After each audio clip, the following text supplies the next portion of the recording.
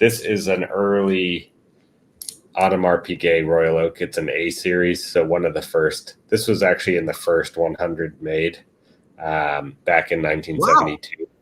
Wow. Wait. This is literally the first 100 that came off the assembly line. Yeah, it's in the first 100 that were made. It's a really kind of obviously historically important. It created the whole category of steel sports watches that are elegant.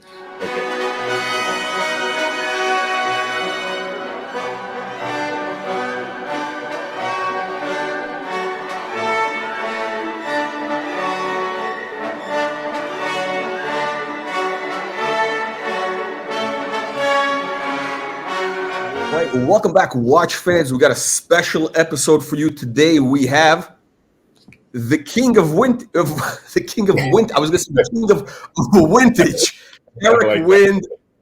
Eric Wind of Wind Vintage. Eric, welcome to our special program today. Thank you for having me, Jack. It's an honor to see you again. So we're going to be talking all things vintage, all the hottest trends in vintage, your background, and we'll also, show some watches that are available for sale, right? Available for purchase, not for sale, for purchase, right? For purchase. Yeah, exactly. It's good. Possibly. Yeah, possibly. So, Eric, and hopefully we'll get some questions from the punters, some questions, and which you'll answer about things in vintage. We'll talk about Rolex, Patek, Universal Geneve.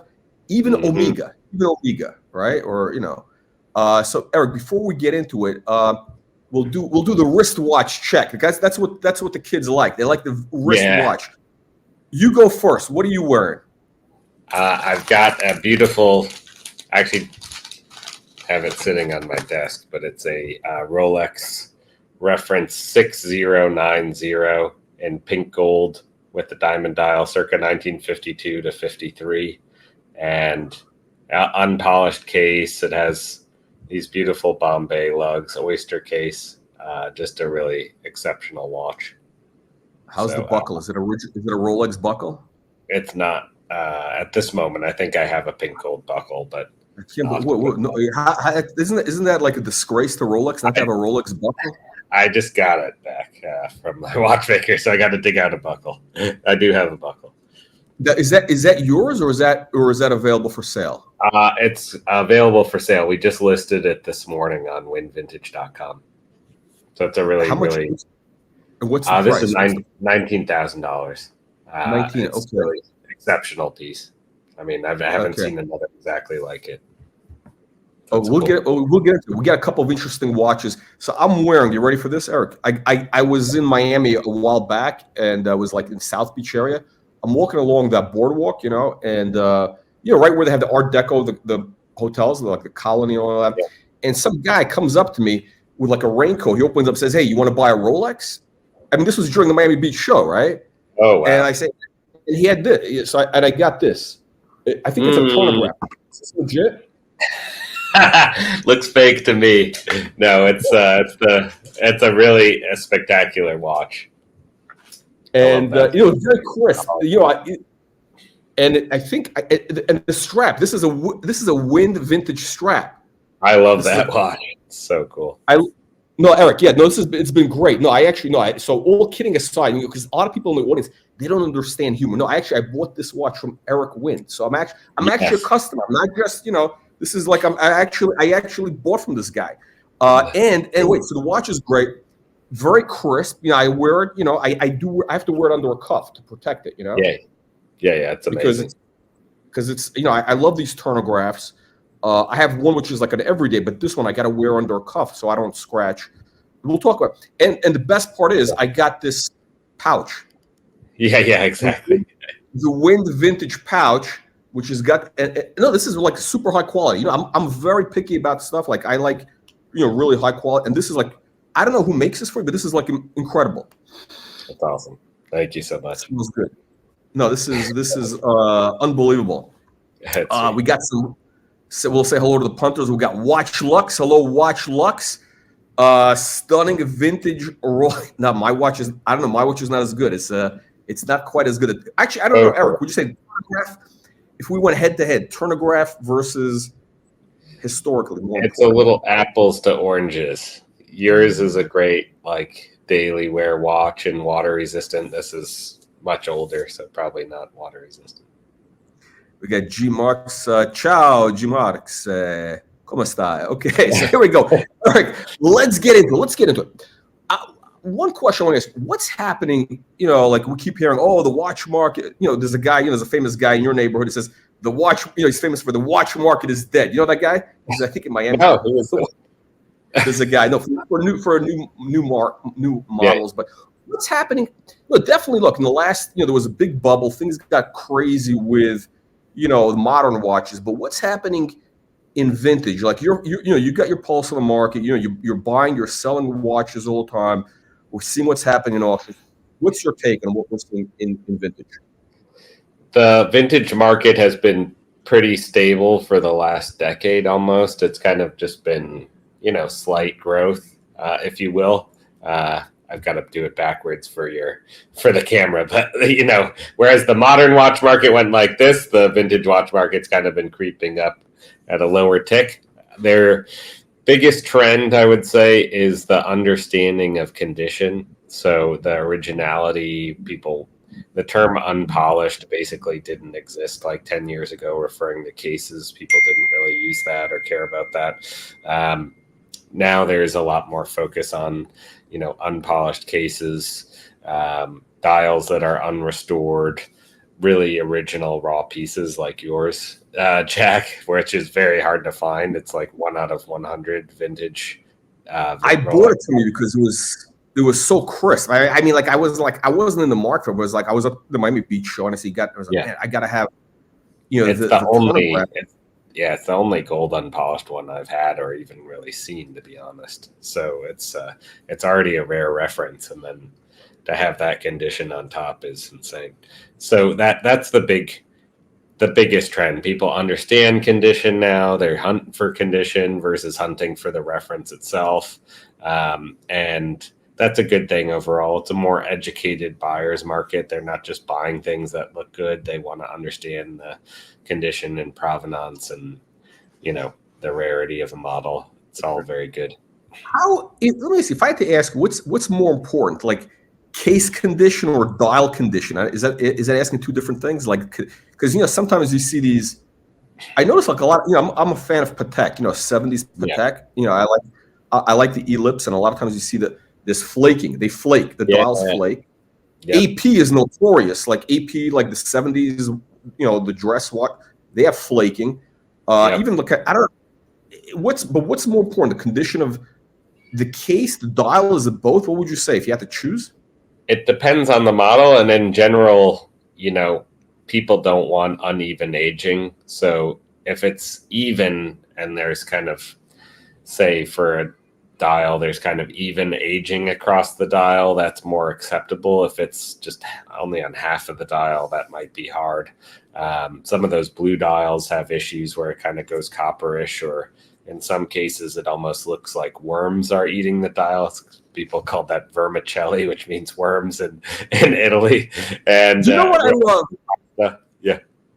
Yeah, you know what I love? I love that, in the last couple of years, whatever, the decade, like all these vintage guys are very good at marketing. So whatever the condition is, they make it seem like it's some sort of, it's a special, it's tropical. It's like exotic. It's like, it's some sort of like, they make everything, they give a positive spin, almost like a realtor, like they give it a, exactly. The train passing by. No, it's part of the entertainment. Exactly. There is a level of that. Exactly. It's accessible. You can hop on the train if needed. That's it's got to be even, I would say. If it's an even perfect brown dial, that's super desirable, versus a lot of what people call tropical are like water damaged dials where there's clear, it's like water spots all over it. And that's not so attractive, obviously, because it means the dial's been damaged. So, it's kind of. You're a stickler. I mean, from reading, I think you're kind of a stickler for condition. Like you're very, like you sell generally stuff which is in a really, I don't know if it's, well, how would you say top condition? It's better that, you don't sell stuff which has been like. I try not to. yeah, I try to focus on top condition pieces. It takes a lot of time to hunt those down. It's not easy, and it's what gets me excited to own myself and to buy and sell. And it's just not a commodity that you can just buy in top condition. It's super rare. And we're gonna show some watches which are available for purchase, possibly. Yeah, yeah. They want to go to the right homes. We want to make sure they go to the right homes. Yes. We got a couple of questions which we'll get into. So G Marks is asking, this is interesting. What is actually vintage? Just to make sure, what are we talking about? When we say vintage, what are we talking about? We're talking about vintage, neo-vintage? What is... Yeah. So traditionally, vintage referred to wine, and it referred to wine that was 20 years old or older. So that's kind of the starting point. Vint itself refers to 20. So that's the first thing. With watches, generally, it's been kind of late 1980s and older is considered vintage. But, the 90s are often called neo-vintage now. And, as more time progresses, probably the 90s will be considered vintage and older. But with Rolex, what people kind of look for with vintage are those acrylic plastic crystals, like on your watch. 4-digit references always had the acrylic crystals if they're an oyster model. Those had kind of beautiful domes and different architecture than the sapphire crystals that were instituted in the late 70s and 80s on most vintage Rolex watches. Yeah, it's interesting. We had a video the other day on a guy, Billy Wow. Yes. WAUJ. Yeah, I Oh, you saw saw that? Yeah. Yeah, That's why I wanted to have. I want to have a Pepsi. That's why, because it's something to match. Yeah, and funnily, like I helped Watches of Espionage identify those watches. Oh, that's so funny. That's so funny. It's a Yeah. great article. Yeah, I mean, it was a great article they wrote. Yeah, and he was trying to figure out the date that it's common, particularly in the U.S. market, that people just bought these dates and had diamonds stuck on them and aftermarket diamond bezels. It was like the majority of them being sold in New York were being modified, I feel like, at the time. He bought it. He got it in Libya. He got it in Libya when he was... Exactly. So it started in New York, and then it went elsewhere, and everyone began modifying it. Let me ask you this: now, are his watches? Are they? What happened? Does his family own them? Are they selling? Okay, what's the deal? What would you say? What would you say those would be worth? I think they're still with the family. It's not like he's a household name. It's not. It's not like Paul Newman. Yeah, and Marlon Brando's GMT went for 4.5 million. Christie's is not. I think it'd be like maybe a 30% premium potentially on the value of the watch, which might be like 12 to 14,000, and then you add 30%, so maybe it's 17 to 19,000. Yeah, exactly. And how about his date? That was beaten with the aftermarket diamonds. Yeah, that's a little still rough. like 10 to 13,000 maybe. It's not. No one's gonna go so crazy about that one, I think. Without that, if it didn't have that provenance, it might be just a bit above gold weight, which might be like 6,000 or something. There's not a lot of market for those. It's been beaten, but no, he's got crazy stories. We got John saying, John, great to see. Eric Wind, so cigars and whiskey. That's so sweet. Sounds good, John. We got, let me see, we got Chili Badger saying, is this the Eric that has the biggest collection of subs known to man? Is that you? It's not. When I did the reference points on the Submariner with Hodinkee, those were not all my watches. I wish they were. It was probably $10 million on the table, but I sourced them all from collectors. Interesting. Eric, let me ask you, before we get into it, give us a little bit about your back. Like, how did you, get into the business you're doing now, which is, you're a vintage dealer. You had a really interesting background career. Start us. How did you get into watches? And fast forward, like a quick summer, Cliff Notes edition. Yeah. So I started with my grandfather's Hamilton, which was a gift from my mom after he passed. It was originally a gift from my grandmother to my grandfather for their wedding in 1947. He had served in World War II in the Pacific under MacArthur, came back like so many other veterans, met a girl, had a family.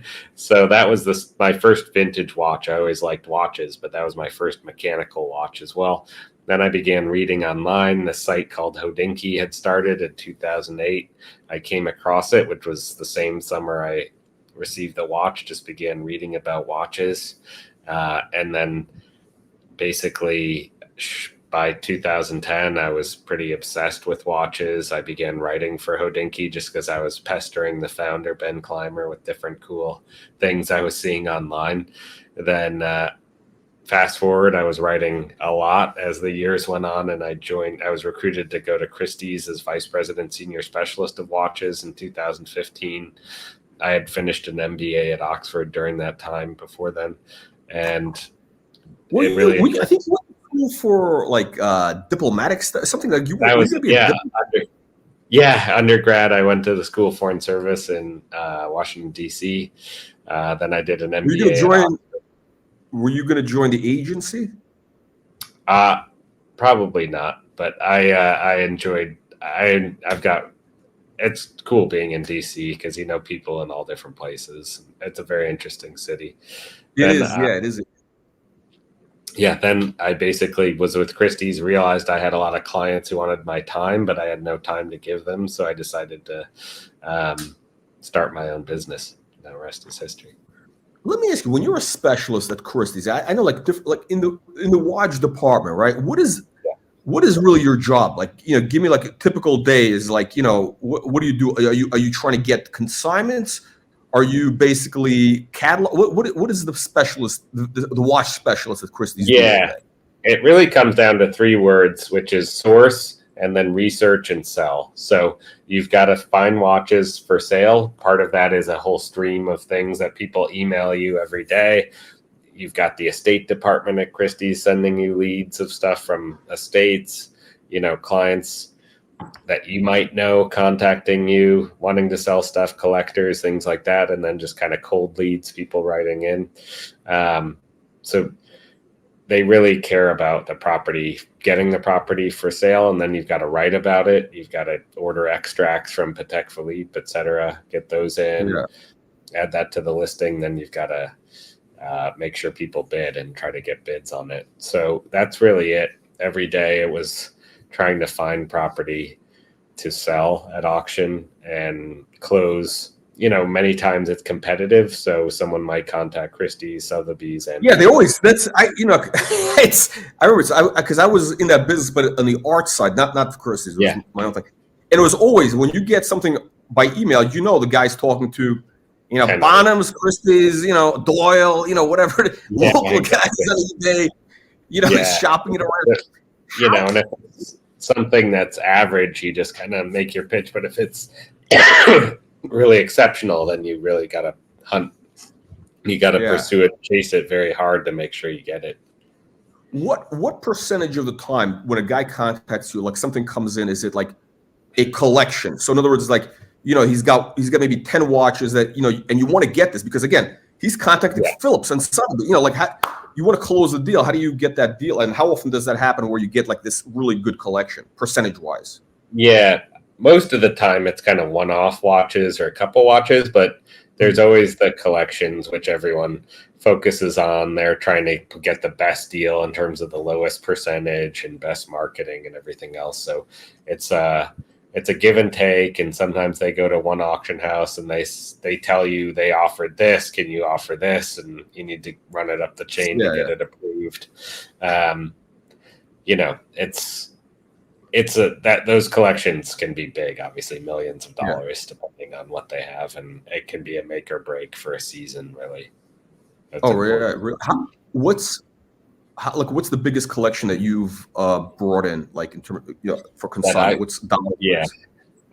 Several million. They've had since I left in 2017 some collections that are $20 or $30 million, which is, that can be like a quarter of your revenue for the year for the watch department. So it's you got to make sure you close those things. Yeah. And how many watches would you be looking at a typical day, like coming over the transom, so to speak, between all the leads? How many watches are you looking at a typical day? over 100, I would say. Yeah, between emails, texts, and eBay, occasional small auctions, etc. I'm looking at, or people are sending me. WhatsApp. It's a lot. And you're looking at basically like all sorts of crazy. I mean, like you're seeing like really stuff that people have never seen. Like, yeah, every once in a while, like I'm looking at this auction. I think it was Sotheby's, the Hong Kong stuff, and they got like stuff like crazy. I was like one-offs from Patek, whatever. It's like you must have seen. You must have had your eyes on probably how many watches, how many dials have you seen in the last 10 years? A million? A million years? Maybe not. I mean, a lot. You know, probably close to 1 million, honestly, because, you know, even at Christie's, we were selling over 2,000 watches a year, and that was only a fraction of what I saw those years. So it's probably 1 million. But you know what it is? I think the advantage of working at an auction is one of the big advantages you have over people like whatever is that you're able to develop pattern recognition skills because you have so much coming at you. All of a sudden you see stuff that nobody has. I mean, there's no guys who are just getting into vintage. They don't have the advantage that you have. It's kind of like because you've seen 10x what they have, so you got a 10x advantage basically. Yeah, and I have a good. I'm blessed. I would say, a photographic memory. So when I see something, I remember it, and it freaks out Charlie Dunn, who works with me, because I'll say, I saw that watch like 5 years ago, and then I'll find a photo of it, or I'll know exactly where it came from. There's a funny story because we were talking to some vintage dealer, and someone else had some watch that was like a project he was kind of putting together. And, it's okay if you're transparent about it, but it was clear he wasn't going to be transparent about, kind of Frankensteining this watch. And the guy asked someone else, so do you think I should talk to Eric Wind about this? I didn't even know who it was. And this other gentleman, who I didn't know either, said, I wouldn't show it to Eric Wind unless you want him to remember it until the day he dies. It was really funny. I was on the ground just dying laughing. And then he said, I wouldn't even mention it to Eric unless you want him to remember it, let alone show him a photo.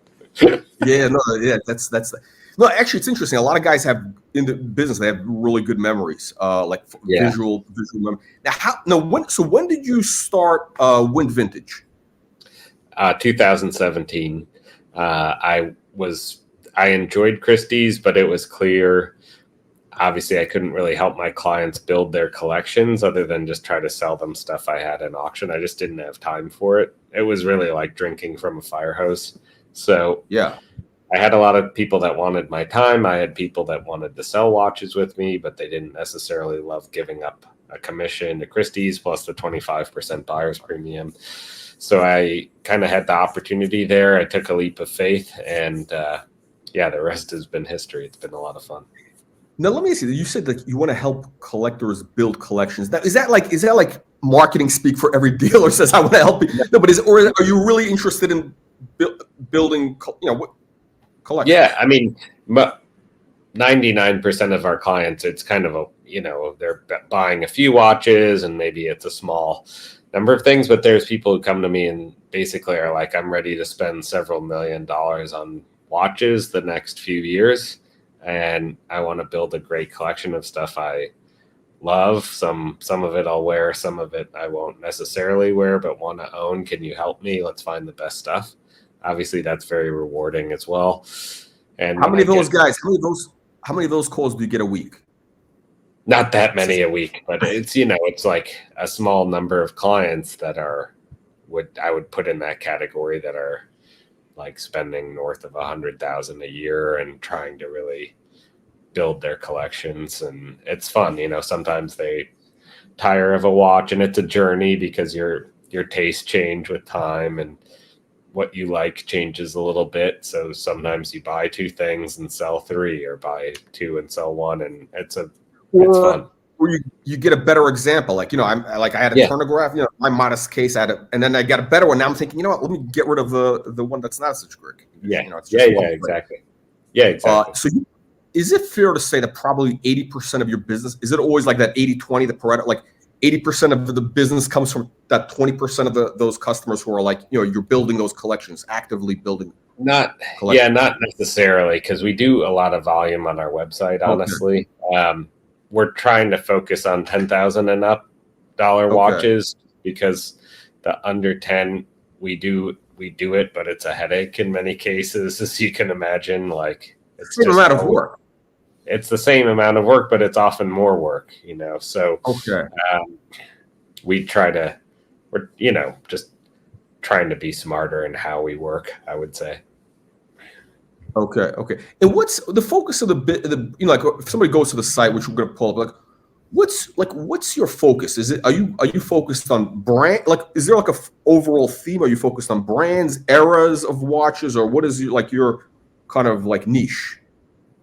In general, it's kind of high quality Rolex if you had to tie it to one specific brand and category. But we do sell a lot of modern pre-owned watches, whether it's Rolex, Patek Philippe, Audemars, Piguet, etc.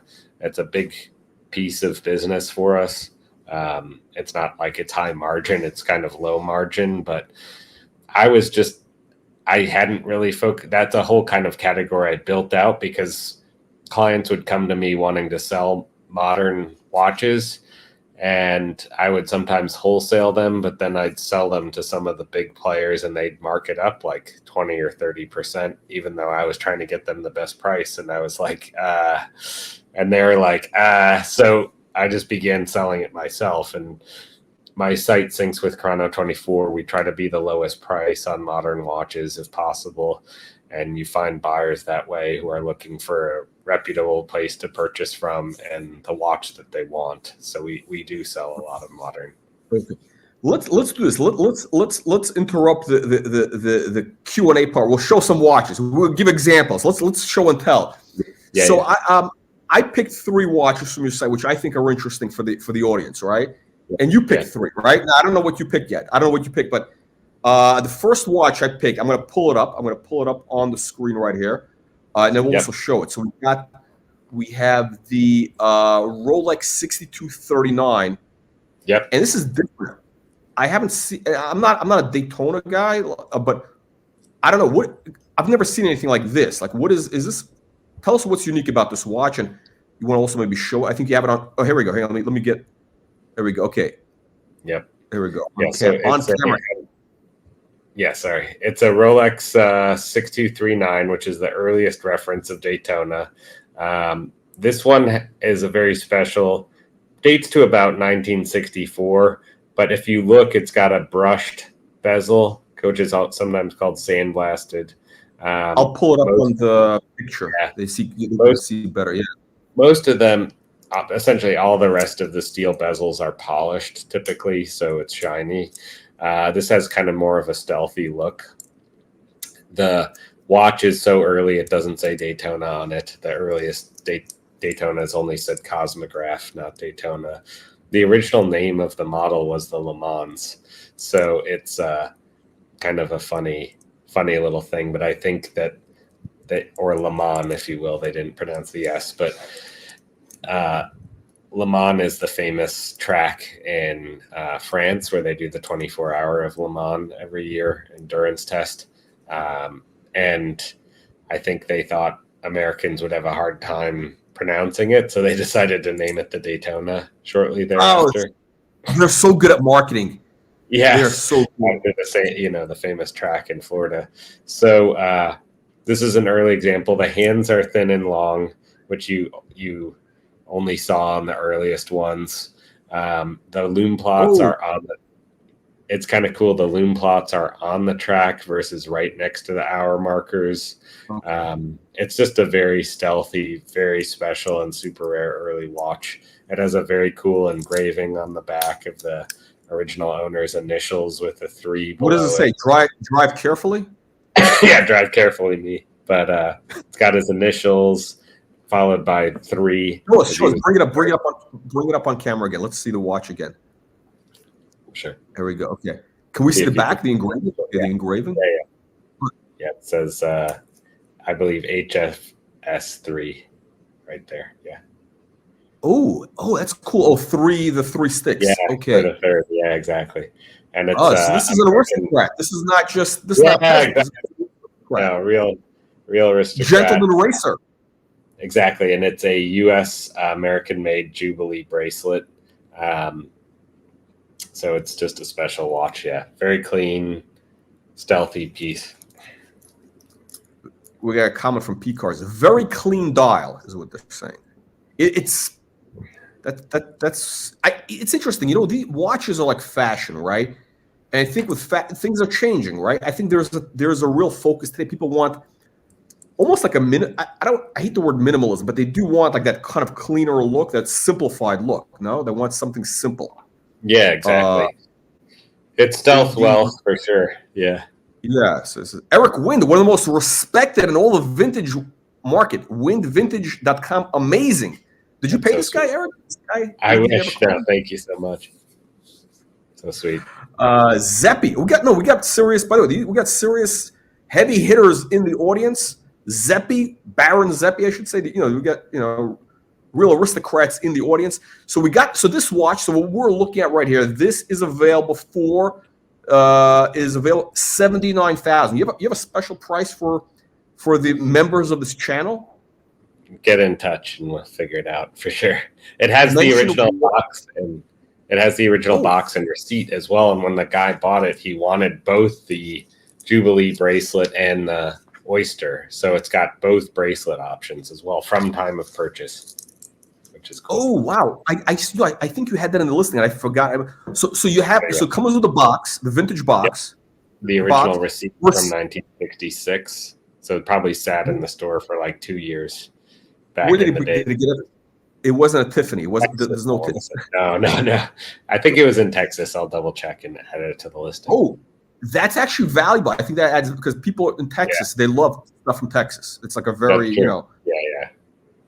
And it's on the receipt. It says that he bought both of those bracelets. It has both bracelets. Yeah. And I think the other bracelet was $15 or something. So it's pretty funny. How much value? How much was the price of it back then? How much was the price? It was in the under $300. $300. Yeah, but that was real money then, sir. It was like it was like 200 something. Yeah, it's probably like the equivalent of $5-6 grand today, roughly. Yeah, $7 grand. Exactly. Not cheap. It was not. Rolex was never cheap. It was always like a month's salary, basically. Yeah, exactly. The average guy. Yep. And how much value? Like this watch. Okay, so explain to me what's special. So this watch is, if it didn't have the box, like how much value do you think the box papers, that whole story that adds to the value? Typically, box and papers adds about 20% to the value. So it's always a nice thing. Even at $1 million level, they could add $200,000 having the box and papers. So as a result, there's a lot of, if you will, fake or added boxes and papers that weren't original to the watch. People find old papers, fill them in, make fake papers, etc. So you have to be careful. You know, paying a premium for fake papers happens a lot, unfortunately. But this also has the unique element. I think there's two things which are interesting about the watch is that you have, the guy had bought two bracelets. He got the Jubilee, right, and the Oyster. And I actually think, all kidding aside, I do think that the Texas thing does add value. It does have like a little, if you get that guy, because it's a different, it's not like a guy from, I don't know, Florida. Who cares about Florida, right? Texas is like, they're very into, that's the only state where people really are very into their a lot of pride.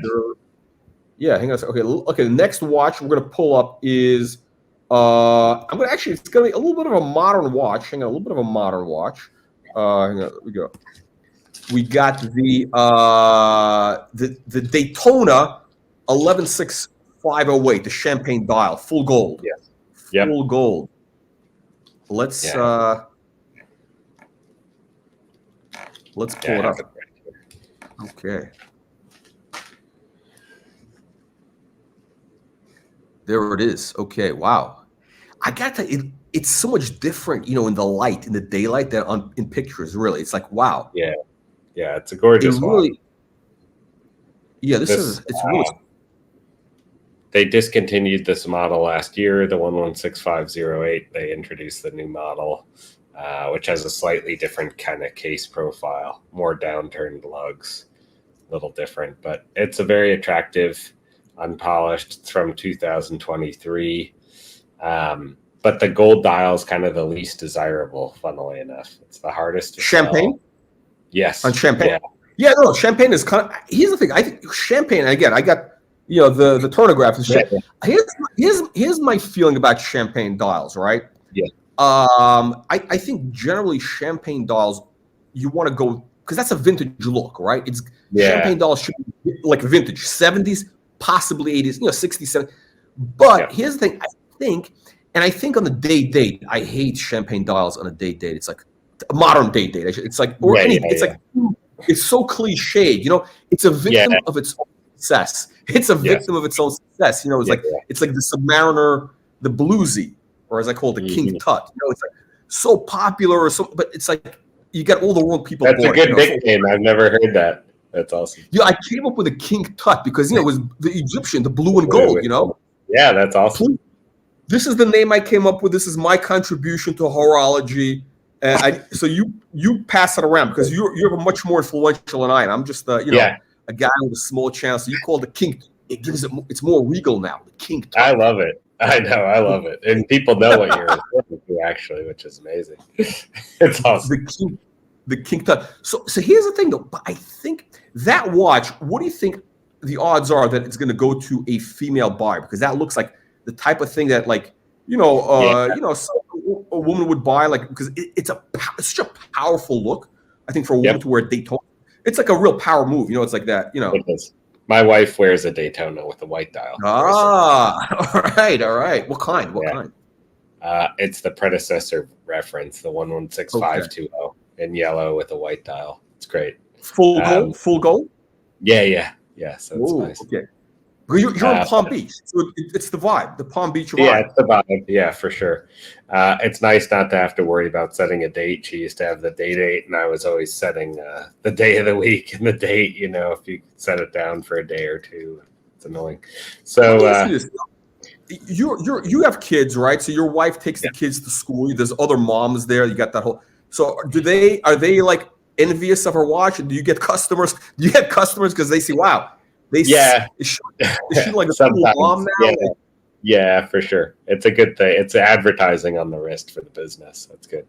It was funny. We had a friend, Sid Mashburn, say to her, who's got a number of clothing stores. He said, "So you wear that watch every day?" And she said, "Yes." And he said, "Wow, a Tuesday needs that watch." That's pretty funny. Here's the thing. I think.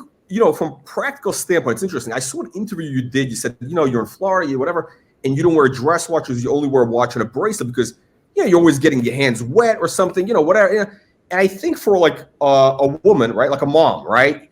Yeah. A Rolex, a 36, steel, whatever. It's the most practical watch because it really is. It's a chunky bracelet, but it could take a beating. Like, kids vomit on it, they pee on it, whatever it is, right? It's whatever it's. No problem. Go in the ocean. Go in the ocean, go in the pool, go in whatever. It's a great watch.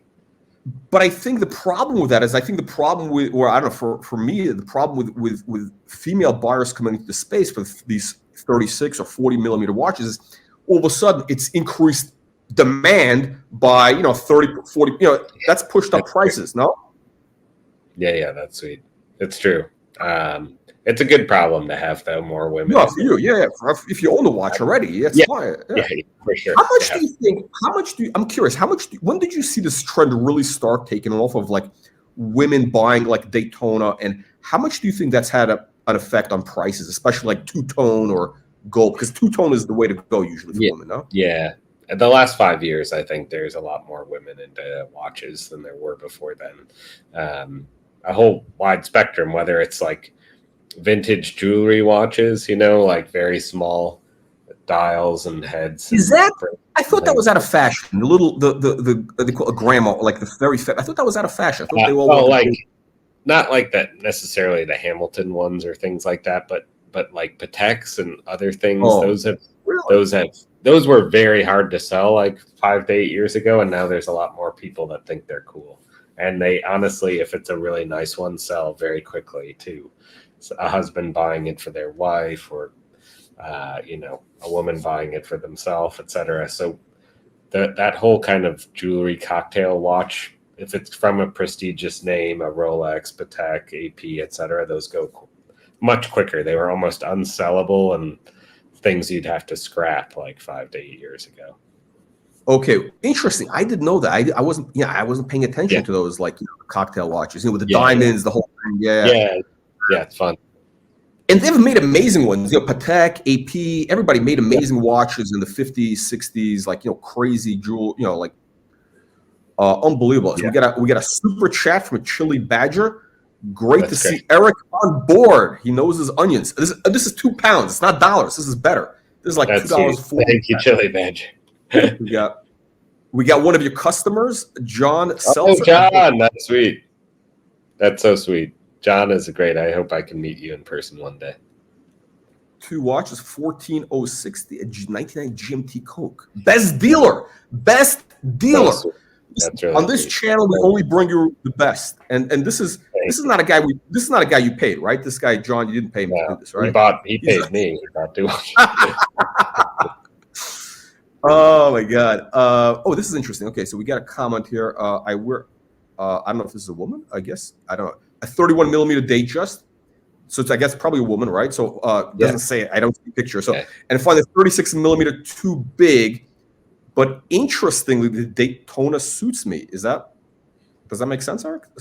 36 millimeter Rolex is too big, but a Daytona is a smaller size, or maybe she likes it. I mean, it's a solid, like the way the bracelet. It's really like a piece of armor. The way that they do wear differently. I actually. It's different than like a day-date. My wife wore the day-date well, but I like the date. She prefers the Daytona on her wrist. She it's like a piece of armor almost. Finds it more comfortable almost, the bracelet. That's an interesting psychological thing, because we were talking before you got on. We were talking about the psychology of Rolex ads, which are like amazing. The ads. Yeah. Rolex advertising with the copy. I'm not, the stuff from the 60s, the 70s, when they had sold you a whole story. And you said something interesting. You used the word, it's like a piece of armor. And, I think, women like that security. They like something. And I think when they wear the watch, maybe they feel more, I don't know, secure. Something. It's like a different feeling, right? It's confidence, right? Sort of, it's a different, it's like a everything is all about fashion, psychology. Okay, so we got this, hang on a second. John Seltzer is in Bangkok and New York. Well, interesting choice of cities. Bangkok and New York. Okay. Yeah. We got vintage. Yes. Eric, why don't you change your name to Vintage? I like it. Site. Yeah. Because it's gonna be it's gonna be very interesting. So great humor. Yes, we like to have a little bit of fun. Eric, by the way, I like that you do have a sense of humor. A lot of people in the space, they're not. I think that's why we have a good following, Jack. Some jokes, they go, especially in California. People in California, a lot of times they don't understand. Like, you got to explain that.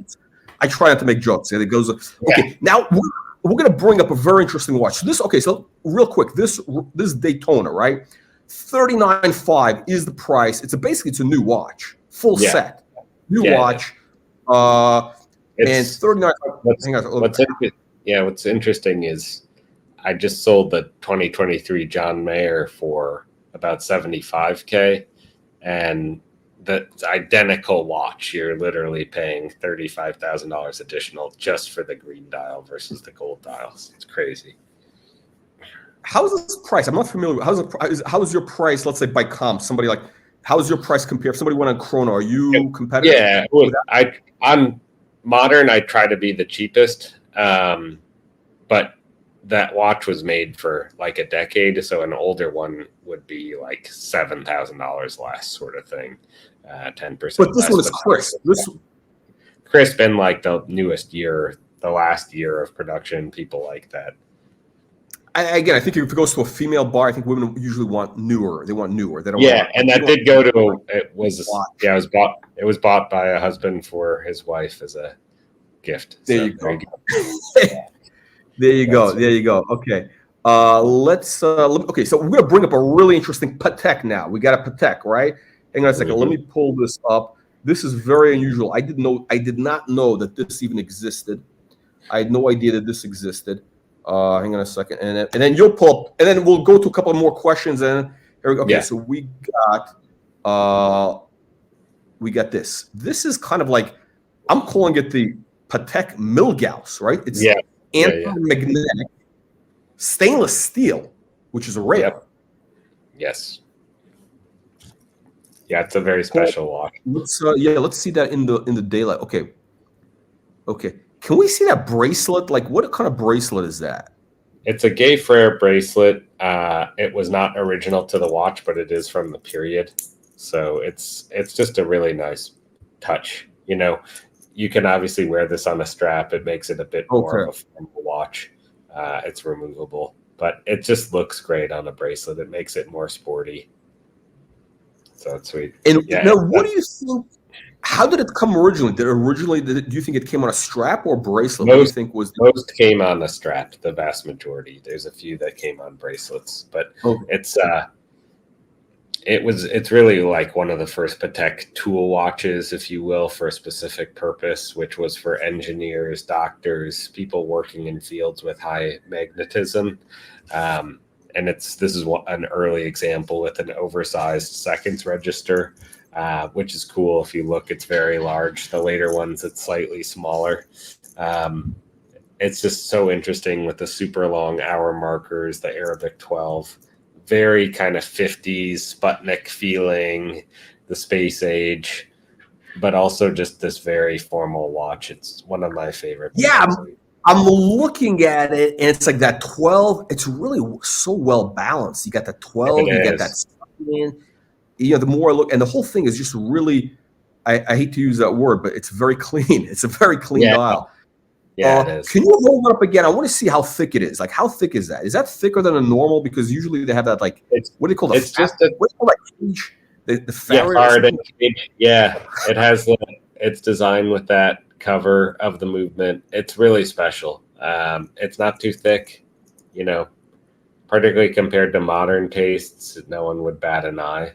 But it's not ultra thin, that's for sure, compared to some. Who buys that type of watch? I'm curious, like, because you've sold because it's like an unusual watch, right? This is not a flash watch. You don't wear this to flex in South Beach, right? You're not wearing it to clubs. You know, it's like who's a typical buyer for Patek, you know, oddball steel, like that type of watch? Who buys that? The first kind of category of people that are interested in these are people who actually work in fields of high magnetism. So doctors like it because it was kind of marketed toward doctors back in the day, and they think that's kind of part of their heritage. Some engineers I know have purchased these.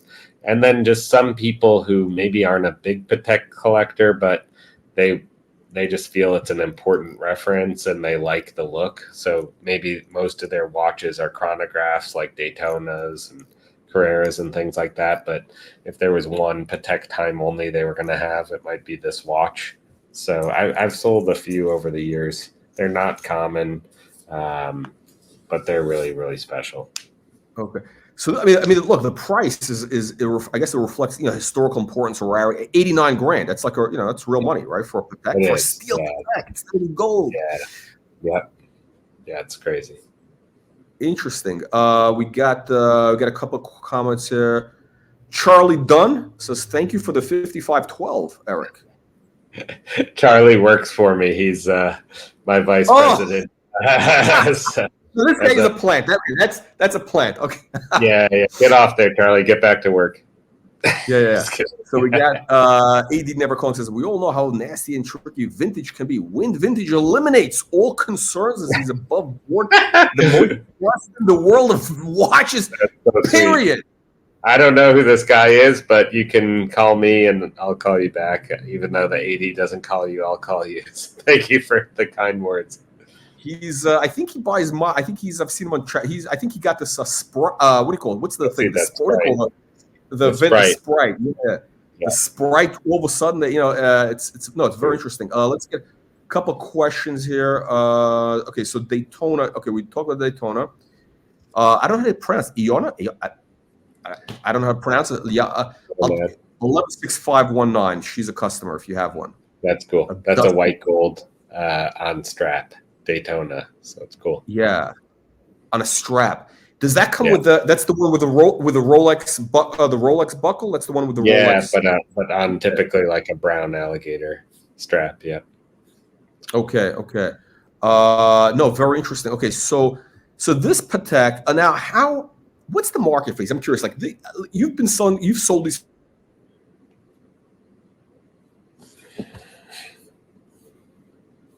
Hang on. Is this? Wait, you there, Eric? Yeah. Okay. They cut out for a Yes. second. Yeah, the internet one. Okay, so you've handled a couple of these over the years of Yes. the anti-magnetic. I'm curious, like how is the market? Because this is one of these watches that I would say it's in that collectible category. Like it's a historic. How have prices on that watch moved? Maybe since the first time you saw one. Let's say over the last, I don't know, maybe when was the first time you saw? How have prices changed for that watch?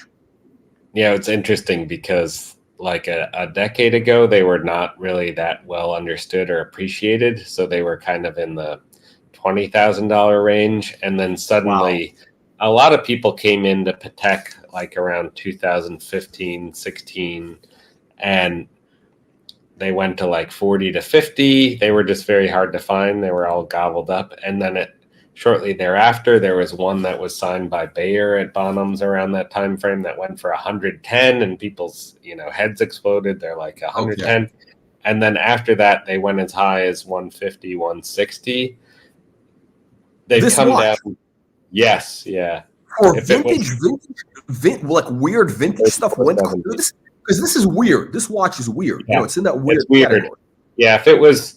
There's a few different series. The very earliest examples from 58 had a hard enamel printing for Patek Philippe Geneve. This is printed, so it's kind of painted on the dial. The earlier ones had it pressed into the dial and then filled with hard enamel, so those have a slight premium. And if it was unpolished, it could be a $150K watch if it was that variant. So these went that high. This type of weirdo stuff went to 150. Yeah. This one would have never been that high because it's the second version of the first series, but it's still really special. Okay. Obviously. Okay. Yeah. Speaking of auctions, let me ask you this now. Without mentioning any, we see a lot of times people have, they have, let's just say they have an interest in a certain market, right? They have they have a large inventory of a specific watch, or they start building a position.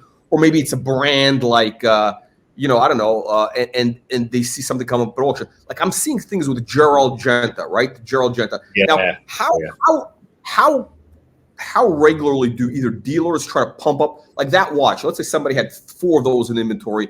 Would they bid up the watch to make people go? Because people notice it's a small world, and they see like that watch go crazy. How often do you see that type of thing happening? And is that happening now in certain models? It happens. Historically, it's happened where people kind of hoard a certain model and then they bid it up at auction, which, by the way, is not illegal. You could say it's unethical, but you can do whatever you want. You can shill bid at auction. The auction house itself can't, but a brand could bid against themselves. I would just say legitimate auctions houses technically can't. Well, they're not. Yeah, exactly. They're not supposed to like that illegally bid people up, but you could bid on your own item just to get a high result and still pay the auction house, and you're just out the buyer's premium because you get the watch back.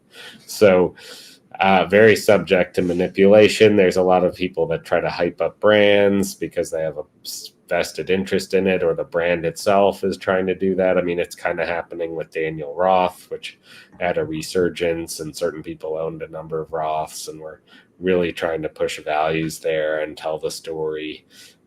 Who's pushing up Daniel Roth without mentioning any names? Who's pushing up the Daniel? LVMH themselves owns and restarted the brand, so they've been kind of pushing Daniel Roth. They own Gerald Genta as well. Okay, so we see they bought Gerald Genta as well, and they're restarting it. So of course they're trying to hype it and hype the vintage models and all that. And we're seeing this now. Are we seeing this happening with Universal Geneve, or what do you think of Universal Geneve? By the way, like what's your take on that? I like Universal Geneve a lot. It's a very obviously niche thing. It's like if you know what Universal Geneve is, you're probably pretty serious watch person. The brand just sold the Breitling for $69 million from a Hong Kong kind of business conglomerate trading company that had it, I believe, over 20 years. So Breitling is now in the process of restarting the company. I serve on the advisory panel for Breitling for the Universal Geneve brand. I didn't know that. Okay. Oh, so do we have a conflict of interest? So you have to disclose this. You have to disclose. I disclosed it right now. So I appreciate that. I had no idea. Okay. That's cool. It's very exciting. It was cool when they contacted me and were getting close to finalizing the purchase and being part of the brainstorming about models to focus on and lines and opportunities. Wow. In the scheme of their company. Obviously, it's great for them because they already have the infrastructure for making watches, the marketing teams, etc. So they don't need to start from the ground up. They can use their existing personnel and machines and everything else and watchmakers to make Universal. So it's very smart in that way. Wow, I had no idea. So wait, so Universal Geneve, Breitling contacted you. Yeah. And what did they say? They just picked up a phone, or how'd they? Yeah, they said, we want to sign this NDA. We're about to buy something, and you want to be involved. And I said, sure. So it's cool. Did you have a relationship? Did you know anybody at Breitling before, or was it just out of the blue?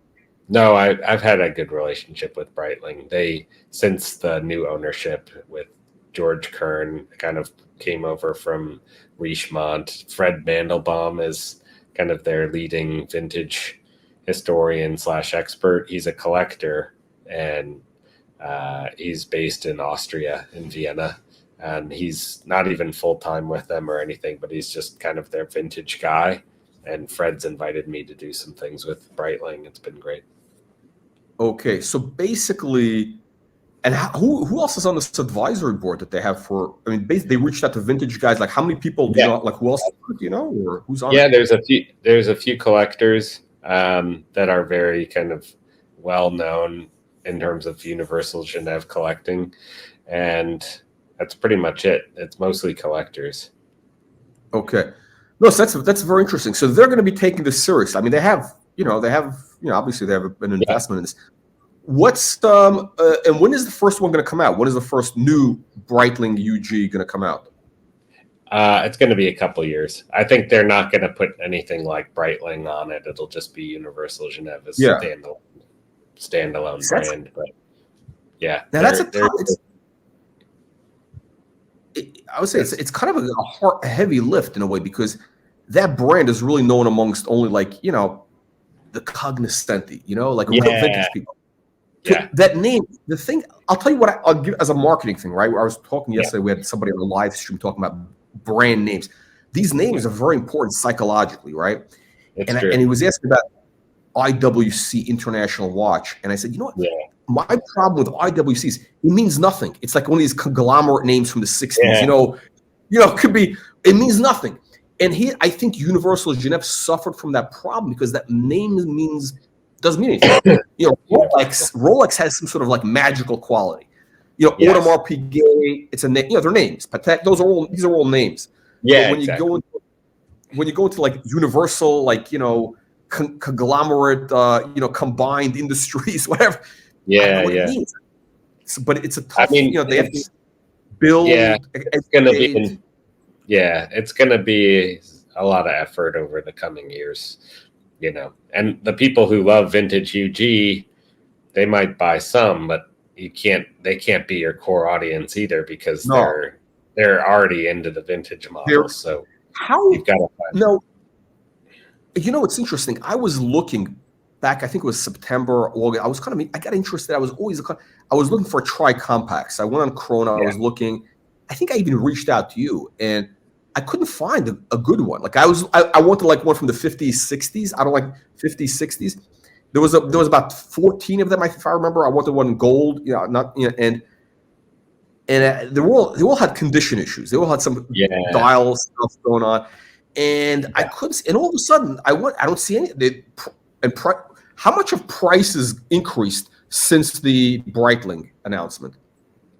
Significantly. It's not even necessarily just prices, but the interest went way up. So things that were sitting there, like we had a tropical pull router on our site. It was not spectacular condition, but it was not expensive, under $4,000, and it was sitting there for like a year. The announcement is made, and then the next week we have like 3 inquiries and it sells.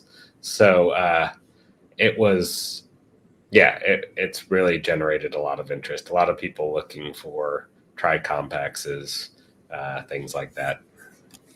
Is this? Do you think that's a temporary thing, or this is going to be here for a while? This type of this interest in UG, is that going to die down a little bit over? You think over maybe the next couple of months, or was there maybe like that initial rush, that speculative rush initially?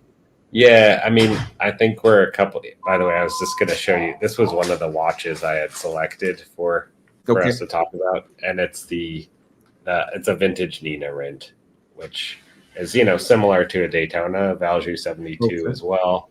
I don't know. That's a UG. That's a UG. Yeah. Yeah, UG. Yep. Just a beautiful watch. Nina Rindt was the wife of the Formula One driver Jochen Rindt. But yeah, this is very desirable. A lot less expensive than a vintage Daytona. But just an. You have that on your site. That's available right now. We're putting it up today.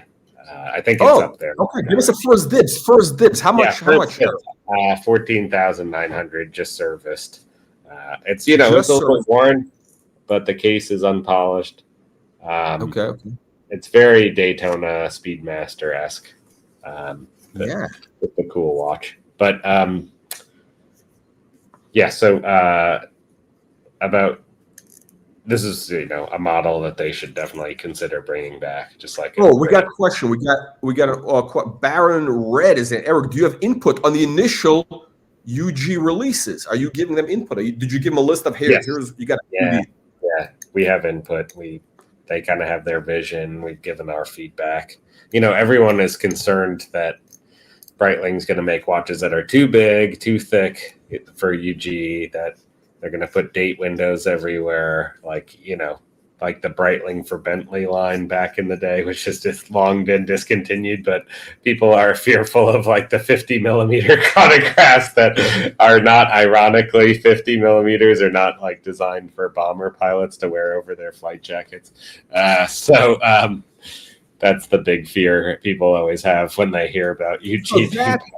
Wait, now let me see, Eric. That watch, the Nina Rindt, right now, that watch. How much? What was the price? Let's say, in September. That watch, what was that going for in September? A watch like that. It's honestly that I haven't priced it necessarily any different. It's just the speed at which I expect it to sell. It hasn't really gone up, but stuff was just sitting before, and now there's a lot of interest. So I couldn't qualitatively say they've gone up 10 or 20%. How do you feel about Cartier? What do you think of the Cartier thing? Do you think that's like overhyped? Did it get a little ahead of itself, the whole Cartier thing? There's a lot of herd kind of behavior, not just herd immunity, but herd behavior with watch collecting. So, everyone decides the next hot thing. And then everyone said, I guess I should get that because it's going up. But the reality is, I think a lot of people are buying vintage Cartiers that don't even want to wear it. They just want the street cred and other people to give them props on Instagram and stuff. But they're cool watches. It's not really something I aspire to wear every day. They're not really great from a watchmaking perspective. The movements are pretty junky generally. The cases are as porous as a paper towel. If you go outside, like they're just not like a Rolex Oyster case or anything like that. There's something you want to put on your ascot and like go to the movies in the 1930s wearing. When it's not raining. When it's not raining. Exactly. It can't be raining, otherwise it's shot. So, but I think they're cool. But it's obviously a little bit of the latest flavor of the month. Yeah. What do you think about what about Ebel? There's a big push. I was at the Miami Beach show. I noticed a lot of guys, the Italians. Yeah, they were spruiking the Ebels. That whole showcase of Ebels, and that's an 8. I don't know. Is that I think of it as an 80s watch. Is it an 80s watch or like what is it? Is it No, a it watch isn't. that's It's like it's what? Miami Vice. Yeah, Miami Vice, 1980s. Don Johnson driving his He famously he Ferrari. traded his he I think he was upgraded from the day date from Rolex day date to To the the Ebel chronograph into like a later because that would became the hot thing. Yeah, and I mean the Ebel, they typically had Zenith El Primero movements that kind of helped revitalize the brand after the El Primero movements and machines had been hidden in the attic by Charles Vermont when Zenith Electronics bought Zenith Watch Company. This guy who was a watchmaker there, the story goes, was ordered to destroy all the equipment that made the El Primero watches, which cost like tens of millions of dollars to develop the El Primero movement when it came out in 1969. And he basically was the short guy and was pissed, and he like spent every night moving all the stuff into the attic of the Zenith watch factory, all the machines and parts and everything. And then his bosses were like, "Good job, thank you for destroying all that." And then Zenith Electronics basically bought the trademark because they were pissed people would, they were the main TV company back in the 70s. And I remember I think I had a Zenith. My family with the Zenith. So yeah, Zenith, I guess. It was called Zenith. Why do we said call it Zenith? Yeah, Zenith. so the watch company, they say Zenith, but the Americans said Zenith TVs. So they bought the watch company just to shut it down. They brought all the El Primero watches back and they put them on a table in the headquarters in New Jersey. I bought 4 of them. That one guy walked in and brought 4 cover girls, one each for himself and his 2 sons, and then 1 spare. I bought all 4 after he passed away from one son.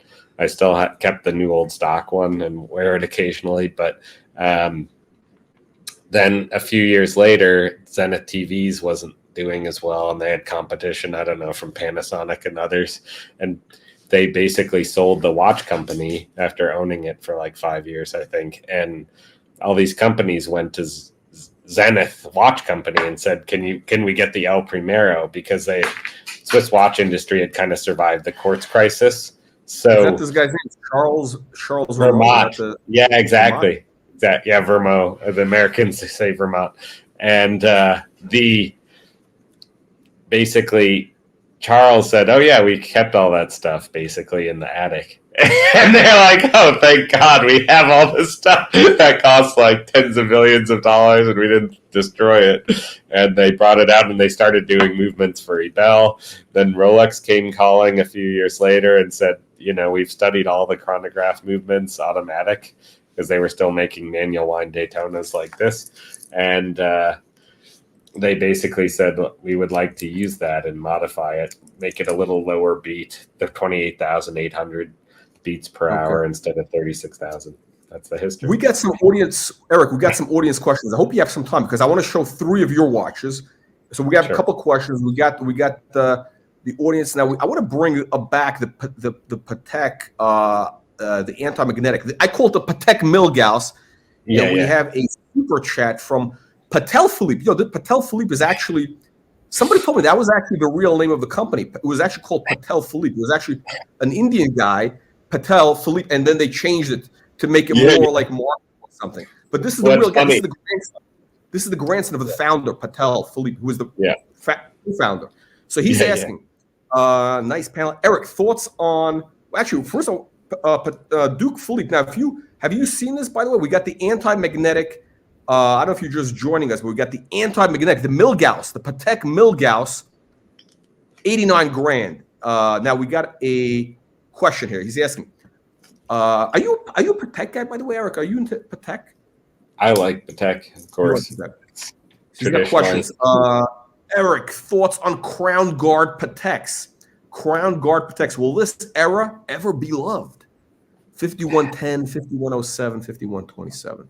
I'm not a huge fan of the Crown Guard Pateks, to be honest. It's, I think Rolex does a better Crown Guard with their sport watches back in the day, like Charlie Dunn's 5512. The wearing a world time with a Crown Guard, I guess it's like you could be hard on it, but like, what are you gonna hit with the crown? I mean, crown guards were designed to protect the crown from being hit on like the edge of a door or something like that, so that the crown wouldn't break and the stem break, so you couldn't set the watch because of that impact. So they're so thin the way they go around the crown. I just don't love the shape personally, and I find it a little bit of a weird kind of cyborg look with like the sport crown guard. And I think I have a travel time. You know, the Patek travel time. It's got the crown guards, and it's kind of like a collar truck. To me, it looks very modern. It gives it like a more modern look. You know, so like I was like, you know, for that watch, I like it. For the other ones, I'm kind of like, you know, because you know what is the crown guard is matched by the pushers on the other side, so you're matched a little bit. Yeah, that's true. That's what it is. It makes it sportier for sure. So John from Bangkok asking, is the 666 a good investment? What is a six? What is it? That's a 666 Sea Dweller. It's a kind of transitional watch, 16660. That's why they call it the 666. Okay. I think it's probably not, from an investment perspective, not going to increase that much. There was some hype around those, and the matte dial ones at some point were going for like almost $30,000 for that watch. But I would rather have the predecessor, the 1665, like a great white with the domed crystal versus the flat crystal, the sapphire crystal of the 666. And I certainly wouldn't pay like 2x for the 666 versus the 1665. I thought that was silly. The 666 came down a lot, and it's more like maybe 15, 16K for the matte dial variant or less. But the matte dial 16800s and 666s don't really get me excited. I'd rather have the predecessor version with acrylic crystals. I want to get more to like market talk, because we have a lot of people, you know, who are interested in, you know, I hate to say it, you know, the investment potential. Not that it's an investment, but it is. Okay, so we got Duke Philippe. By the way, you know, Eric, I don't know if we have the members of our channel. They're real aristocrats. So if they see that little sign, it means they're a baron. They're a baron, and anybody can become a baron. Anybody can become an aristocrat for only $4.95. $4.95. They click the join now button. They become an aristocrat, and that is Duke Philippe. Eric, he's $10 super chat. Eric, what's coming down? I guess down in price. That's Grail level vintage. Grail level, double reds, single red 1680 Mark 1, radium dial subbies, mil subs. What's the good buy in Grail vintage Rolex? Double reds have come down a lot for some reason, and that used to be the Grail. Like when I got into this like 15 years ago, it was everyone wanted the double red. They like the thicker case. That was an era of Panerai collectors were like, if I'm going to buy a vintage Rolex, it's going to be a double red, etc. So that those have, I mean, some of these have gone down like 50%. So that's a good buy if you find a great quality example. You know, obviously most are polished. There's a lot with dial chips. They were very sensitive to the dials, the edges having degradation, etc. For dial that era, 70s. Yeah, so that basically that the sides of the edges of the dial would chip. I want to ask you a question. Would you buy, you know, Patek Philippe collectors? You know, they're very picky. It's almost like Porsche buyers. You know, they're very, you know, they want to have a full set, box, papers, everything. What do you think? You know, recently we know of somebody, we're not going to mention names, but who bought a Patek travel time, you know, naked, no box, no papers, and it had a chip on the crystal, possibly from like a machete attack in London. I don't know. Would you buy a naked Patek? What are your thoughts on that? You got to be careful, obviously. We're talking modern watch. We're talking modern. We're talking about modern. Yeah. We're talking about something. I mean that specifically, not. Yeah. For modern, it's kind of very hard to sell modern watches without boxes and papers. Even Rolex, people just expect it, so you have to almost like have a discount of 50% if it doesn't have the box and papers versus the typical 20 to 25% if it does versus it does not. Like you're going to get 1,000 questions. Like I put up a Starbucks recently that was fully authentic Rolex, but the owner had lost the box and papers at some point, and it was 1,000 questions of why doesn't it have box and papers? Why doesn't it have box? It's like the guy lost it. Like, I don't know what to tell you. Things happen, but it's fully authentic. We've opened it. We've examined it closely. Our watchmaker's Rolex train has it's just super annoying. So I don't even want to touch that stuff typically. But that's only one. So basically, what's the cutoff point where you got to have the box papers? Is it like 2010 or what's the cutoff? It's kind of like 20 in the last 20 years. If it doesn't, people start asking questions. Millennium, yeah. Millennium. So it's interesting. I actually, because I'm looking at a Patek. It's funny we're talking about the rain, but yeah, like we're talking about the rain. Somebody I was living in Miami for Aventura, for 2 years. And I never wore watches on a strap like Pateks because I don't know if it's gonna rain. I might be and it rains randomly. It's random. It's just I don't want to get stuck and all of a sudden I'm drenched and the watch is ruined. Wait, speaking of back to Patel's question here on vintage big Grail. What's happening with the turnograph? Is there going to be? I'm telling everybody there's going to be a massive move in turnograph, and the turnograph is going to go. You've been pumping it because I've been getting a couple questions a week. When is your next turnograph? 1625, steel, gold. No, seriously? I'm serious. Oh, really? We're actually getting a lot of questions. I'm they're very hard to find. They're not. I'm curious. When did those questions all of a sudden start increasing? When did you notice all of a sudden everybody's asking the turnographs? The last 2 months. Oh no, you're kidding, right? You're not kidding, I'm not right? kidding. This is an April 1st. I'm not joking. We're getting a lot more. I've been because we got a bunch of videos. I'm basically saying the turnograph is I'm promoting the turnograph. I'm saying this is going to go to the moon. It's a cool watch because it's a sport kind of watch, but it's 36 and it's got that that sport vibe. But the 36 millimeter Explorers, if it's an unpolished watch, is in the 20s, that $1,000 plus range. So a turnograph in comparison is extremely cheap. That's what again. I'm like a markets guy. I look at it as there's a real value disparity. It's got arbitrage opportunity, right? The Chronograph is a historically important watch. It was worn by the Thunderbirds, right? And the specific reference, the 1625. So it's not like you can Frankenstein it because it's got to have that reference number between the lugs. So it's good. It's I think is it the only real military watch Rolex? Because for the U.S. at least, I think it's the only real watch, right? The Air Force got it. Yeah, that corresponds with that's it. Yeah, it's crazy. Because I've been telling people that this is I said that this is the watch I got because I was awarded this from when I was in the Air Force in Vietnam. I shot down 20 or 30 MiGs over the Gulf of Tonkin. That's awesome. This watch as as the thing. It's what do you think? What's your take? What do you think prices are going to go for turnographs? Let's say the two tones or even the golds. I don't see that many of the full gold. I don't see that many of these. But what's your take on prices over the next 3 years? Forecast. Again, we're not giving investment advice. This is not, but what's your take? What's your opinion? I can see these generally going up 20% over the next 2 years. But again, it's for top condition, all original, ideally unpolished, really nice bracelets. If you're looking at a steel or a two-tone, nice watches. I think we got another question here. Let's see. Do we have another question? Okay. Patek Philippe gifting five.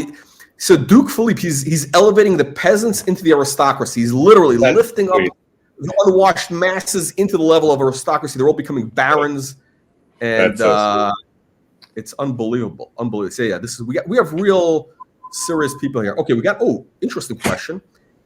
A Mick in Florida, Baron Mick in Florida. If you have not already discussed this, I have this question actually. Okay, Patek 3940 versus 5140. The 3940 is one of the most asked about watches we sell. It's complicated. It's perpetual micro rotor, very beautiful dress watch. Very thin because of the micro rotor 240Q movement. I love the watch. I always am hunting for them. They always sell quickly. We had a 5140 Rose recently. A 3940 Rose might be close to $70,000 or a bit more, depending on condition. Full set, etc., could be more. 5140, we had one that was rose mint, unpolished, full set for 49, and it was pretty hard to sell. It sat for months and months. So you're talking like 20 to 30K less, even though it's the newer reference and bigger, which is kind of interesting, and kind of less common. I think they were less made. So you could make the case that the 5140 is the better buy, if you will, because it's larger, fewer exist, newer. But people really like the aesthetics of the 3940, and it is smaller for people who like smaller watches. It just depends what you like. Let me ask you this, because I have a 3940G, right? Like a 2006 or so, roughly. Yeah. The last, what do you call it? Final series. Yeah, full set. No machete awesome. chips. Yeah. And here's the thing, right? Now that watch, right? I actually was thinking. Tell me, would you do this? What would you advise? I actually was thinking of trading it for a 5140P, the blue dial. I'm doing. It might be the values are roughly. I don't know. What's your take? Is that a dumb thing to do? Would you say? I prefer the size of the 3940 for me personally because it is more of a elegant, formal watch, and I like. It's a little more elegant and smaller. I think the 5140 is cool because of the blue dial. Obviously, there's no 3940s with blue dials, but or they did some actually that were like a special salon only thing, but not standard production. So I think my advice is probably to keep the 3940 because there's just a lot of momentum with that reference. It seems to be going up. But you get what you like, if you much prefer the 5040. So the one complaint that older people have with the 3940 is it's hard to read the time. So make sure you can read it. Eric, the problem is by the time, look, by the time I was able to afford the watch, all of a sudden, I want to go to a restaurant at night, I got to take out the phone. I got to use a lot. It's hard. It's a lot of people have trouble reading it, honestly. So that is, I guess, look, the takeaway is anybody watching this, now is the time. Whatever you like, buy it now. You make it's got to hurt. Sometimes for a good watch, it's got to hurt, right? It's got to hurt. It takes a little more. And you got to buy that. You never know. You don't want to be an 80-year-old guy buying your Grail. I mean, then you're at the end of life, right? You want to enjoy now. Yeah, exactly. You want to pull up? You got some time. We got some great questions here coming. You have a little more time. About 10 more minutes. Yeah, I've got about 10 minutes. Okay. Yeah. Okay. We have to have. Okay. Let's pull up 3 more. Like you picked 3 watches, right? You picked 3 watches. Show us what you have. Okay, I've got 2 more because the Nina Rent was one of the 3. Oh, okay. Okay. But this is an early Audemars Piguet Royal Oak. It's an A series, so one of the first. This was actually in the first 100 made back in 1972. Wow. Wait. This is literally the first 100 that came off the assembly line. Yeah, it's in the first 100 that were made. It's a really kind of obviously historically important. It created the whole category of steel sports watches that are elegant. Look at how thin this is. I mean, it's very, very easy to wear. Can you roll the bracelet? I want to see the play in the light. Like does it have the same as the modern ones? Yeah, it's got. Yeah, it's very similar. Let's get dial. Yeah. It's a beautiful, that tapisserie grayish blue dial. Awesome. So what was the original color? Was it gray? The original color for that watch? Was it gray dial? Yeah, it's like that grayish blue. You just said, 100. Yeah. And the date, was the thinnest automatic watch with a full rotor at the time. So it's just phenomenally thin. Really awesome watch on the wrist. But How? Oh, what's a small size? Actually, that could fit me. That's actually yeah, small. You have yeah, it could. now, but And it's a big watch, right? It's like a big. What's the size of it? It's like a it's 40 or 39 something. millimeters. They call it the jumbo. But it wears It very. wears well. Does it wear like the modern 39 or smaller? Maybe a touch smaller. Just Okay, because okay. it's Because I can't proportion. wear a modern 39 from Yeah, AP. Let me see. yeah, Oh it's yeah. nice. Okay. Now, how much? This because it's in the first 100 is 195,000. It's just you can't really find them, as you can imagine. Yeah. It's like No, you don't have to make excuses, Eric. You don't need to make excuses here. People know we're big boys. Okay, so 195 grand for that watch. And anybody that calls and says they saw you on the Watch Reporter show, you give them the case. You give them one of the Wind Vintage. we'll give them. Where Yeah, do you get these? These are top quality. The things that you give, these are top quality. they're made by Jean-Paul Menicucci, who's in Italy. He makes wonderful Italian kind of leather straps and accessories. Really excellent. It's beautifully made because I buy like straps from like Jean Rousseau, Camille Fournier. Like I love. I'm a quality. This is like top quality. Yeah, and you're not like some guys. They give you a pouch or some sort of thing, nylon bullshit. This is like okay. So that watch. This is I think the Shah of Iran was one of the first buyers, right? Pahlavi, Reza Pahlavi. He might have. Yeah, he might have had number one. Number two just sold at auction. For over $1 million in 2022. So it was pretty crazy at auction. Wow. Okay, let me ask you this.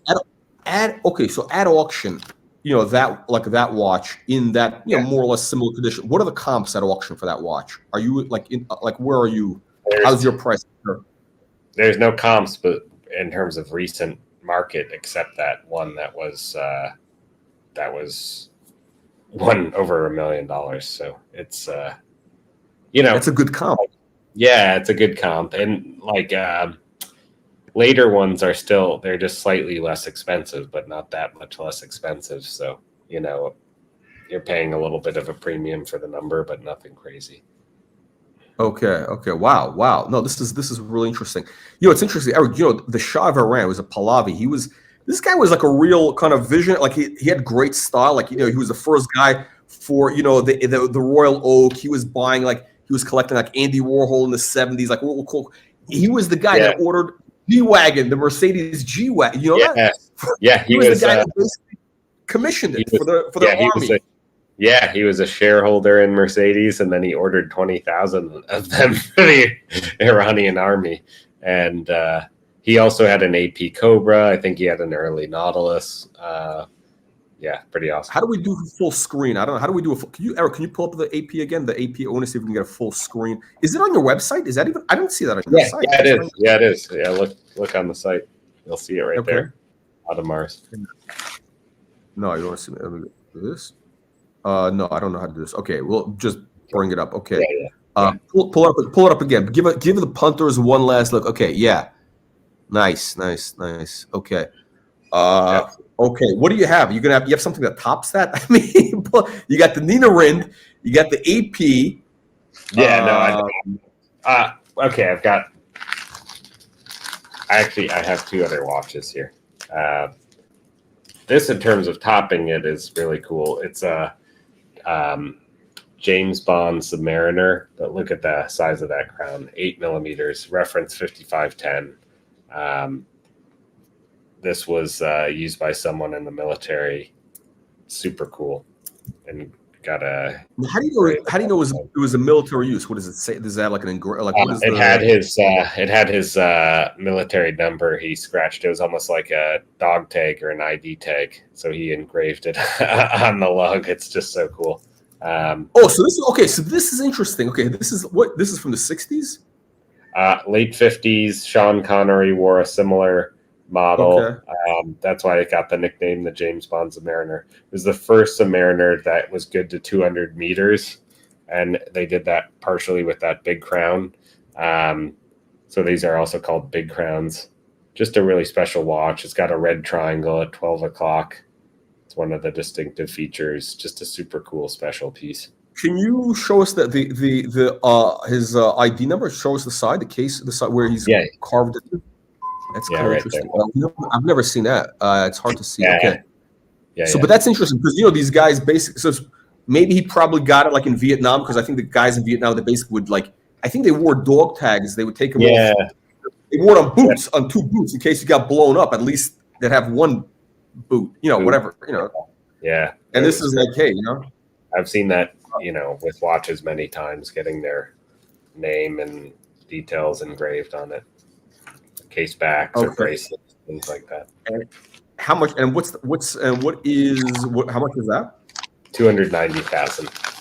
Oh wow! Serious, real money. Watch. Yeah, it is. I gotta say, Eric, just like I'm promoting the Turnograph, I hate the Submariner black dials. I find them so boring. But this is a big thing, right? That's a whole. Everybody's got different. This is It's the James Bond, right? They want 295. Yeah, 290. And what are the 290? And what are the auction comp? What does that go in at auction? Something like that. What would that go for? So it'd probably go around there. There was earlier. There's 3 references total of Big Crowns. 2 that are slightly older. This is the 3rd reference of the Big Crown. The 6200 has a 369 dial, so sort of explorer dial, and 6538. It was the reference that's associated with James Bond, because Sean Connery wore that and Dr. No in the other movies. But there are 6200s that have sold for over $1 million. There's an early 6538 that didn't even have a bezel that sold at Christie's for over $1 million. So the Big Crown market's been very soft, going back to Duke Patek Philippe's question about Grail level Rolexes that have come down a lot. The Big Crown Submariners are very soft right now. People are focused on Paul Newman Daytonas and things. Oh, he's got by the way, Duke Philippe. He's got another question for you. $10 super chat. Eric, what I've noticed with vintage is you're not seeing great examples anymore. They seem to be becoming more scarce. I'm talking ones that haven't painted hands. Or is this true? Yeah, I would say that's true, because people with great condition watches are now understanding it. There's a huge premium associated with it, and they're harder to find. So it's not like I can find an unpolished Pepsi GMT. I don't have any right now. I wish I did, because I could probably sell 20 of them, but they're hard to find.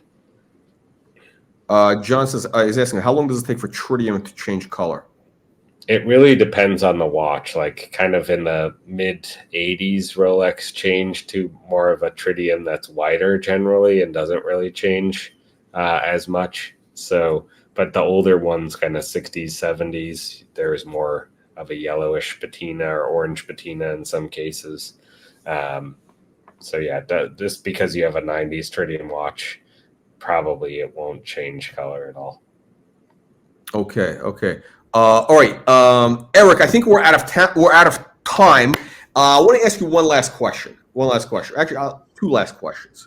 My last question is, like, what do you think if you had to pick one watch right now, brand or whatever? What would be the model, brand? Let's say under, let's say starter, like somebody, not so, under 20 grand. What would you say is the best pick right now for under 20 grand that you think could, really something that people is off the radar? It's off the radar. Nobody's watching it. And this could be the next big thing.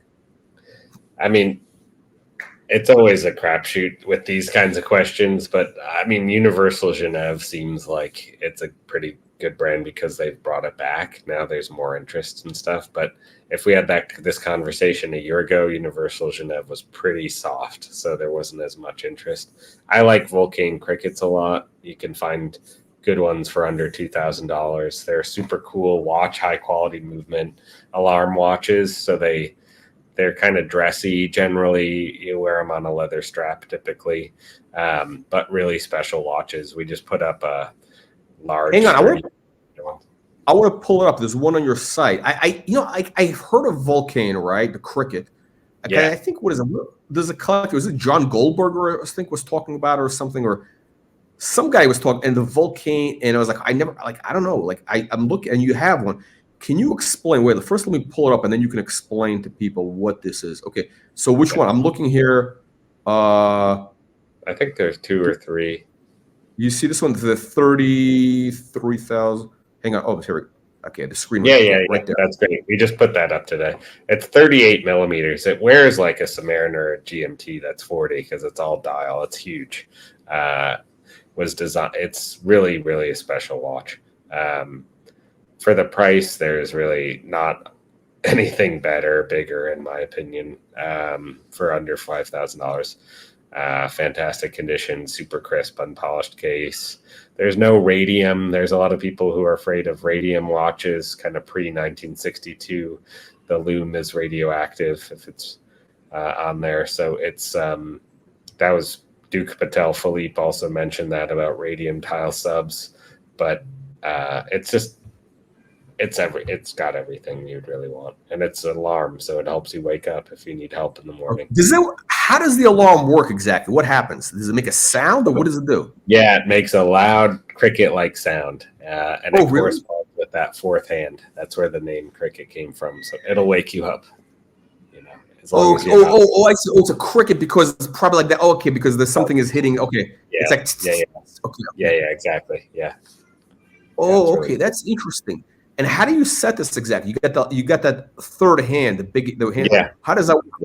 Oh, it's a military time. Oh, that's what happens? No, it's not military time. It's basically the little dashes on the outside help you set like 10, 30, or 50 minutes. Just so you know, it's like 7:30 or whatever, depending where that hand is with the black tip in this case. So you have to wind the crown both directions. Toward 12 o'clock is actually for the alarm. Toward 6 o'clock for the time to wind the alarm mainspring. And then you push the pusher in twice. It pops the crown out. And then that hand with the black triangular tip goes counterclockwise. So you can set the alarm basically up to 11 hours ahead of the current time. And then you push the crown back in and it's activated. So when the hour hand hits that hand, it'll go off. What's interesting is I never heard of doesn't mean I never heard of Vulcain cricket. I heard of Universal Geneve. I never heard of this. Yeah. So this is but this is really niche stuff. When did they go out of business? Or what's their history kind of like? What's They like a lot of watch companies, they suffered in the quartz crisis in the 1970s, battery powered watches, etc. But they still exist. They came back. They've gone through a number of different ownership changes.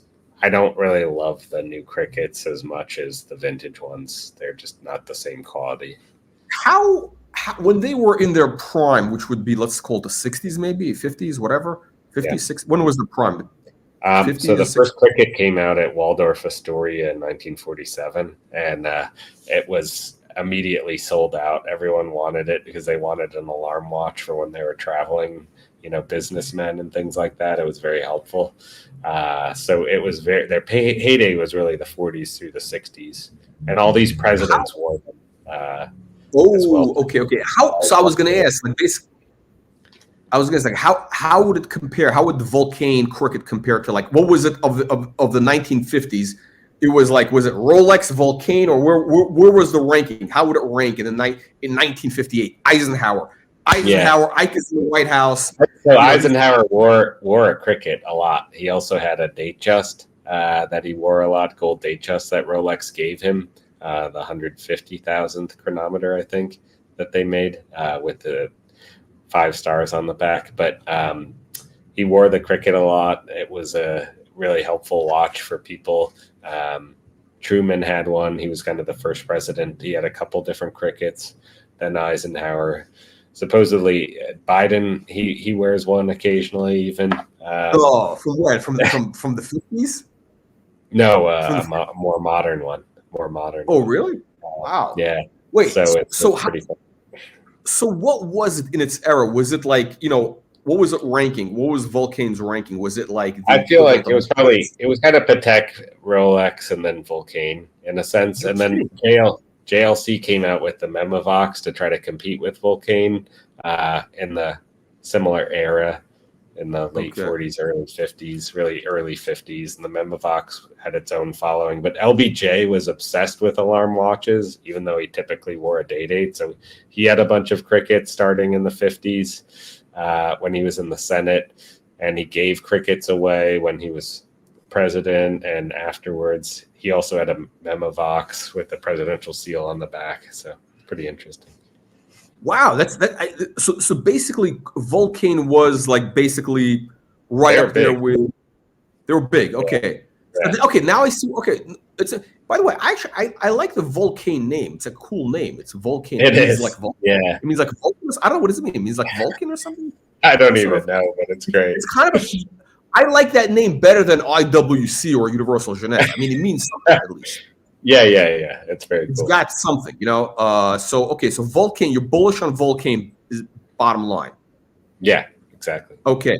So I'm going to ask you, so I'm going to, real quick, I'll let you think about this for a second. Is there something I didn't ask you that you want to mention because we got serious watch people watching this. Thousands of people are going to see this later. A lot of chronograph collectors are going to be watching this, because we're the, so what question did I not ask you that you want to bring up that you think people should know about? I'll let you think about for a second. I'm going to thank the show sponsors first while you think about it. Yeah. Chili Badger, £2 super chat. Watch Lux TMZ, $2.79 super chat. Duke Philippe, $10 Canadian super chat. Another $10 Canadian super chat. Another $10 Canadian super chat from Duke Philippe. 5 memberships. $10 super chat from Duke Philippe. We got heavy hitters here. Eric, we got heavy hitters. That's good. And Cars gifted 5 memberships. So, okay, now, you ready to answer the question? Well, I've got to ask the question too, I guess. Right, because you said what's a question I should ask that. I think the biggest,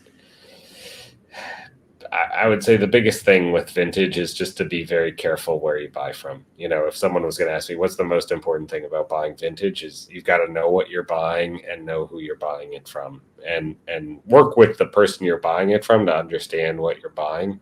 But it's so easy to get burned in this field to buy, reloomed watches, which are worth a fraction of what an original example is worth, polished watches, restored watches. The amount of vintage subs I see on the market with service super thin numeral bezel inserts. I mean, it's over half of the watches on the market, but the original inserts on some of the 1950s watches can be $40,000 or $50,000. So you need just for that little aluminum ring. So you've got to be buying it from a trustworthy person. Okay. By the way, I actually. That actually is a very valid point because look, I mean, I've bought from you, or I bought the Turnograph here. Yeah, everything was crisp. I mean, I did see it in person. That gives me a little bit of a, I did see it in person, but still, and here's the thing. I'm not trying to blow smoke up, but the fact that you give your buyers this really nice pouch, this is a good quality pouch. That says you're not trying to cut corners like you. It's the small things that make a big difference. I had now with you had a great experience. Price was good. Everything was good. I bought a watch from a guy I saw on Chrono, and he had a Patek Ellipse, and it came with the pictures. He didn't show me that the bracelet. It was one of those on the integrated, and it was cut down. For me, it was good, which was good, but he didn't show me in the pictures because the case was so crisp. Everything was it really was crisp. The case, unbelievable condition. I didn't see that the crown guard was not the original Patek crown guard, and which they all had a Patek logo on the crown guard from 1972. They would have that, no? They would have it. And this guy is supposedly, he's on Instagram. He's like, a supposedly reputable guy. And I emailed him and said, hey man, this is not there's no crown. Where's the Patek crown guard? And he said, oh no, that's it's like, oh man, this is like it was very, I mean, I would never go back to that guy because it's just like, come on, it's, you gotta be careful with people who you deal with vintage. And we've seen people in the audience, they bought from you. We've got, okay, I'm going to leave it on this comment. Eric does all the investigating, so you don't have to worry. He's the best. Okay, I concur. In my experience, it was good. Eric, thank you so very much. much. I Thank appreciate it you, again. Jack. Thank you all for Alrighty, listening. Jack. Thank you, everybody, for watching. See you in the next one.